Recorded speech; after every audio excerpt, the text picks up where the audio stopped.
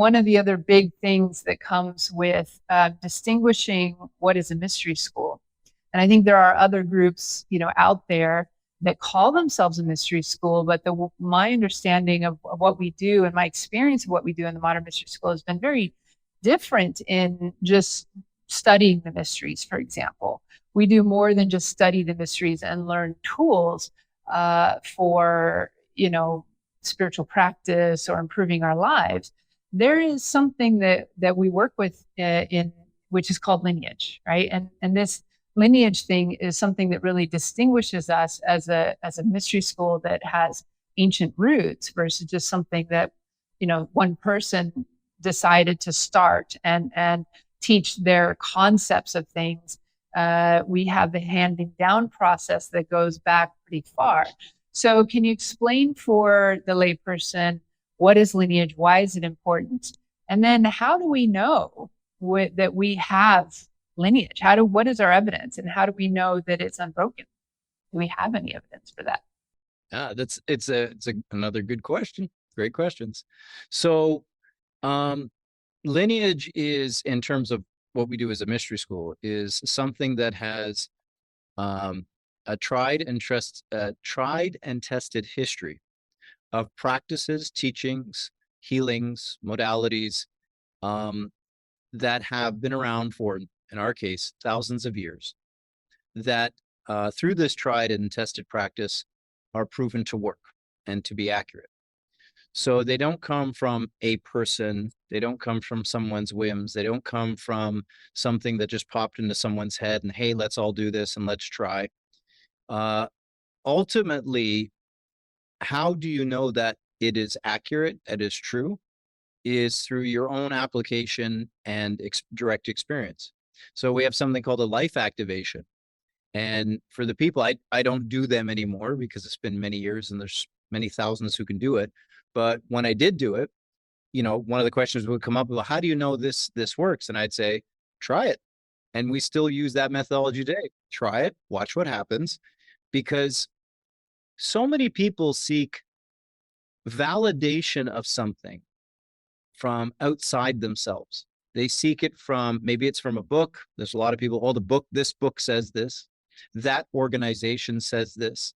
And the bottom line is, none of it matters if it doesn't actually apply to your direct experience. If it doesn't in some way, shape, or form inform you more about your own life and help you to grow and understand something, the rest is almost inconsequential. So I could go back, and we have many, many books, and for example, on our reading list, and I could say, but it says it here, it says it there, it's written here, it's written on the scroll, it's back here, it's back there. That, for a discerning person, should be no different than me just saying it to you sitting in front of you, because it really doesn't make a difference. I wrote a book. I know you're an author of many books. Why anyone would believe what we wrote in our books than anyone else, I don't know. You would have to look at what's in the book and say, does this work for me? Does this make sense? Does this clarify something? Then that book has true authenticity in your life, because you're like, yes, I read the book, it makes a difference. I apply this teaching now. And so when I look at lineage, when I look at anything inside or outside this mystery school, if it doesn't benefit my growth or my understanding to improve myself or others, it really doesn't matter. And it doesn't matter if it was written in a book 4,000 years ago or 10,000 years ago or yesterday. Does it make sense to what we're doing? Now, a big aspect of lineage is the fact that it does have generational understandings. So one of the things that I do lean on, I think it's helped me a lot, is when you have all those doubts, you have to realize that plenty of people before you had those same doubts about those same things. And yet something about this teaching or this modality continues to permeate after thousands of years in its necessity of something. When I first got initiated, I didn't know I didn't know what the initiation would do. I didn't know if I even actually believed in it. But after my initiation, and then a period of time after that, it was quite clear to me that something had changed, even though I kind of wanted it to fail, because I wanted it to be free of myself having to realize that there was this other greater thing I needed to pursue. I almost wanted it to fail. And so it didn't matter to me that there was all these other people, including, someone like Founder Goody, who said, yeah, this thing works. And you're like, yeah, okay, maybe. It was me. It was what it did to me. And so in all of those things, these are all important to Lineage, but ultimately it's what matters to you. And it's how it affects you that gives its strength and validity in your life. And please, as an Ipsissimist, I would say this to you. Do not outsource your discernment to anyone else in your life. Don't give it over to an organization, a government, a church, or anything else and say, this person will decide what I know and don't know, what is true and what is not true. You need to do that for within yourself. I certainly, I mean, you mentioned at the beginning, my intelligent doubt, right? I came into this path with a lot of doubt, a lot of skepticism, especially, being immersed in my PhD studies in physics. And we're trained to be skeptical and to ask questions and to poke holes at theories. And but as much as I had doubt and I wasn't sure what was going on, when I was taking certain steps and, I struggled with a lot of the concepts, I saw the results every single time in my life. And I knew I wasn't making it up, because I wasn't necessarily, it wasn't a psychological kind of participatory process for me. If anything, I was resisting it. But regardless of my resistance I saw the transformations.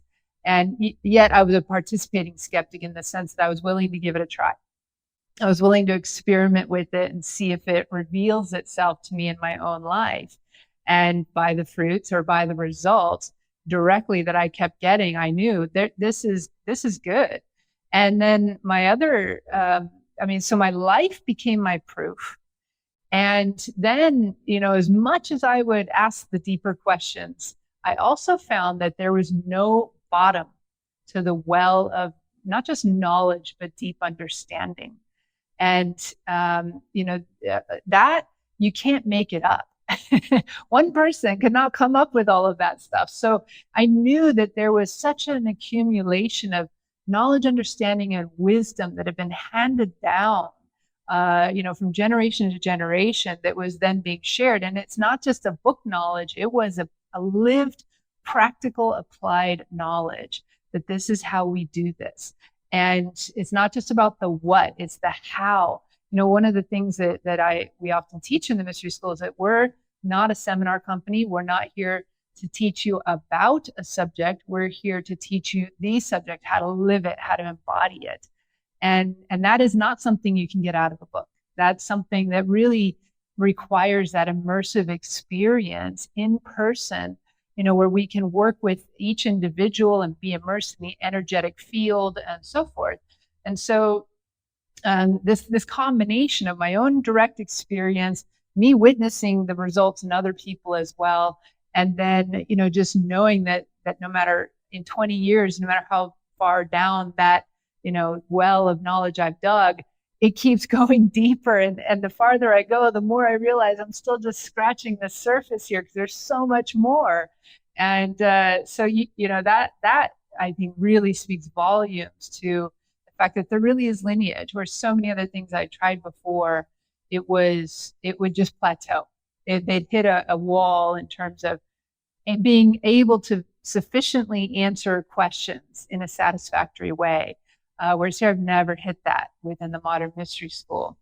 And there is, there might be points along the way where we think that there's contradictions, but as you keep on going and your consciousness and awareness expands, you get to this new level where you can look back and what looked like contradictions before, now you see it in a whole new context, and those paradoxes are reconciled, so to speak, and it all becomes much more like multidimensional. So this is one of the things that I think it makes the mystery school so relevant to today still,